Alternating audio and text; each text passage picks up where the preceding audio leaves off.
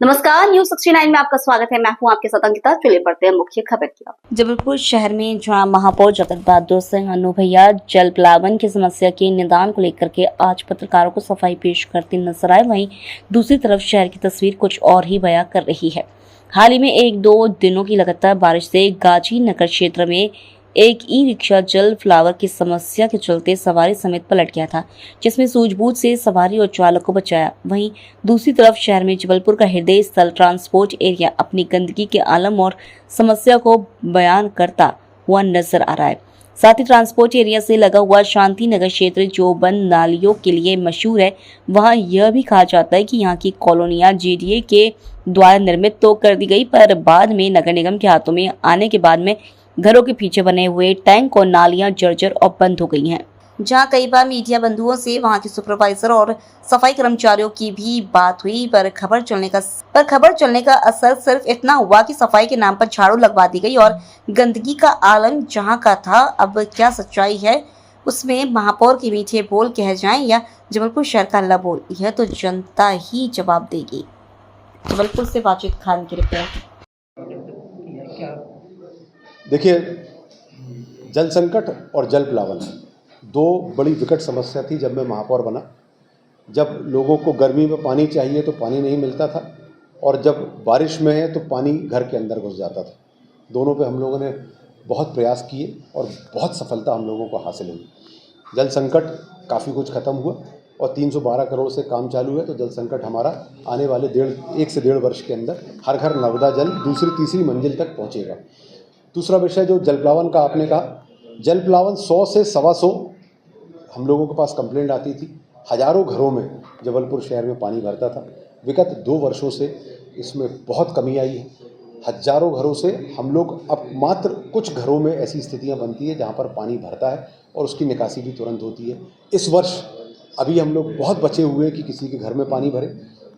सैकड़ों स्थान ऐसे हैं जहां पर कहीं नाव भी चलती थी और कहीं कमर कमर पानी भरता था। लोगों की एक मंजिल पूरी डूब जाती थी, चाहे वो बिलहरी की बात करिए, तिलहरी की बात करिए, सिविक सेंटर की बात करिए, चाहे चेरीताल की बात करिए, विजयनगर की बात करिए, कालीमठ की बात करिए, शिवनगर की बात करिए। मैं ऐसी सैकड़ों स्थान आपको गिना सकता हूँ जहाँ पर जल प्लावन होता था जबलपुर शहर में। अब वहाँ पर जल प्लावन नहीं हो रहा है और 125-150 शिकायतें आती थी, वो अब 10 और 15 और 17 शिकायतों पर सिमट के रह गई हैं, जिसका निराकरण भी हम लोग कुछ आधे घंटे 1 घंटे के अंदर कर देते हैं।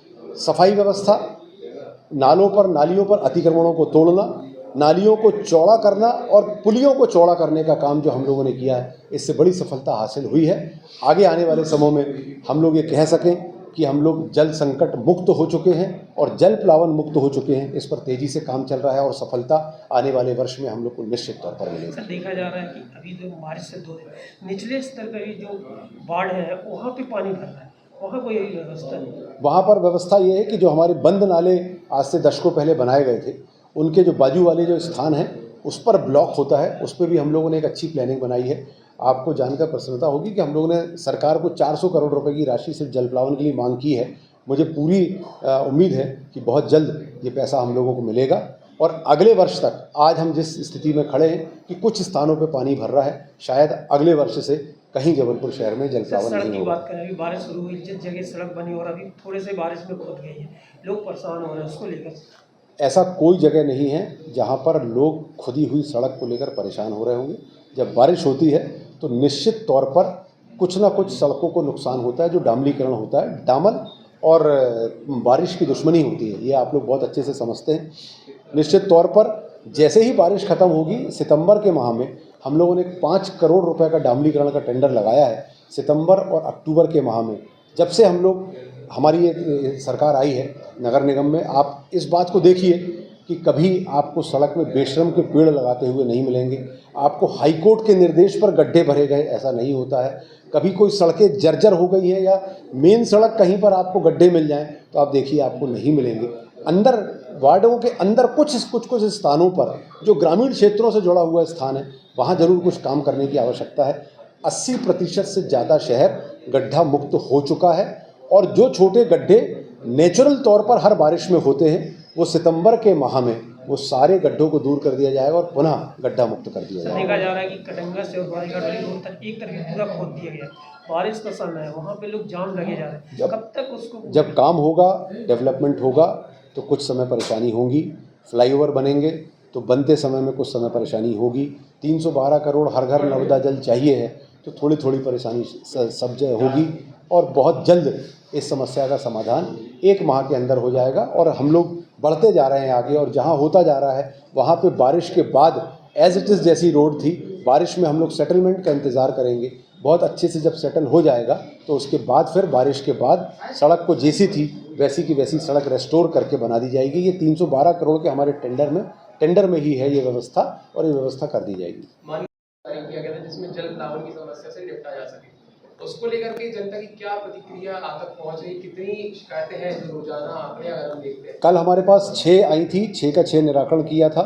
उसके 3 दिन पहले हमारे पास 11 शिकायतें आई थी। उन शिकायतों को 1 घंटे के अंदर उसका निराकरण किया गया। मेयर हेल्पलाइन से लोग अपने घर बैठकर अपनी शिकायत कर पाते हैं और उसका निराकरण बहुत तेज़ी से किया जाता है। जिस तरीके से सीएम हेल्पलाइन पे काम होता है उसी तरीके से महापौर हेल्पलाइन पे भी काम होता है। कितनी टीम गठित की गई जल प्लावन निवृत्ति के लिए? हर जोन में 20 लोगों की गैंग है और हर जगह मशीन सारे जोनों पे स्थापित है। जल प्लावन होगा, आधी रात को भी होगा तो पूरी टीम वहाँ दौड़कर काम करेगी। एरिया और शांतिनगर की जो नालियाँ हैं गंदगी का बना हुआ है, वहाँ पे शिकायत भी की गई लोगों के द्वारा। आज भी कोई अगर कहीं आपको ऐसा लगता है कि कहीं नालियों की शिकायत है तो उसको तत्काल हमारी जानकारी में दें, मेयर हेल्पलाइन पे दें, आम नागरिक उसको तत्काल उसका निराकरण किया जाए।